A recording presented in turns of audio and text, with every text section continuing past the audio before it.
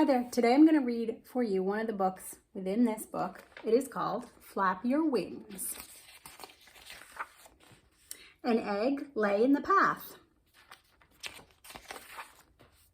A boy came down the path. He saw the egg. He looked around. He saw flamingos and frogs and turtles and alligators. "Whose egg is this?" he called. But nobody answered. Then the boy looked up. He saw an empty nest in the tree. "Here is an egg without a nest," he said, "and there is a nest without an egg." The boy climbed the tree.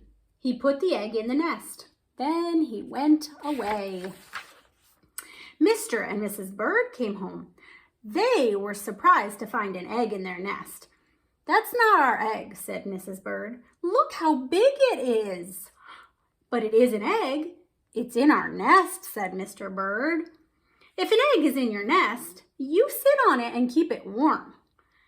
It doesn't matter whose egg it is." "All right," said Mrs. Bird, "but I wonder what kind of bird will come out of that egg." They took turns keeping the egg warm. First, Mrs. Bird sat on it.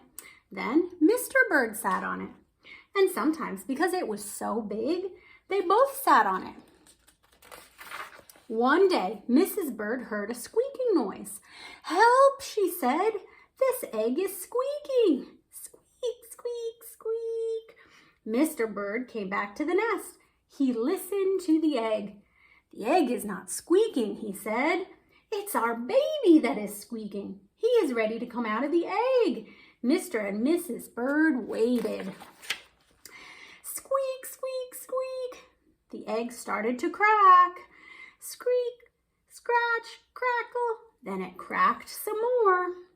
And there was the baby. Mr. Bird was very excited. "It's Junior," he shouted. "What a beautiful baby." Junior opened his mouth. It was a big mouth. It was full of teeth.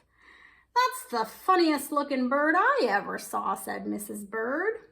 "Something is wrong. I don't think he's our baby at all. He's in our nest, so he must be ours," said Mr. Bird. "His mouth is open. That means he's hungry. When your baby is hungry, you feed him." Mr. and Mrs. Bird went away to get some food for Junior. Mr. Bird brought a pink worm. Mrs. Bird brought a green one. Junior ate both worms in one gulp. Then he opened his mouth wide again. "We have to get Junior lots more to eat," said Mr. and Mrs. Bird. Hour after hour, day after day, they brought food for Junior. Mrs. Bird got berries and cherries. She got butterflies and caterpillars. She got dragonflies and mosquitoes. She got ladybugs and tiger beetles. Mr. Bird got crickets and spiders. He got grasshoppers and snails. He got red ants. He got black ants. He got centipedes too. "What kind of bird eats so much?" said Mrs. Bird. "It doesn't matter," said Mr. Bird. "He's still hungry and we have to feed him." Weeks went by. Junior never stopped eating, and he never stopped growing. He grew bigger and bigger and bigger. Finally, Junior got so big that Mr. Bird said, "It's too crowded up here. Junior has to leave the nest. It is time for him to fly away." "You are right," said Mrs. Bird. "The time has come. We must show him how to fly." Mrs. Bird pushed and pushed. Mr. Bird showed Junior how to fly. "Jump into the air like this," he said, "then flap your wings." Junior got ready. He took a big breath and jumped. Up, up, up into the air he went. "Flap your wings," yelled Mrs. Bird. "Flap your wings," yelled Mr. Bird. Junior flapped and flapped, but it didn't do any good. He didn't have any wings. Down, down, down went Junior. Down into the water. Splash! It was so cool and wet in the water.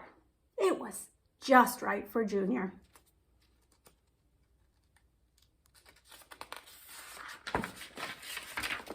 You know, said Mrs. Bird, I don't think Junior was a bird at all. Doesn't matter, Mr. Bird said.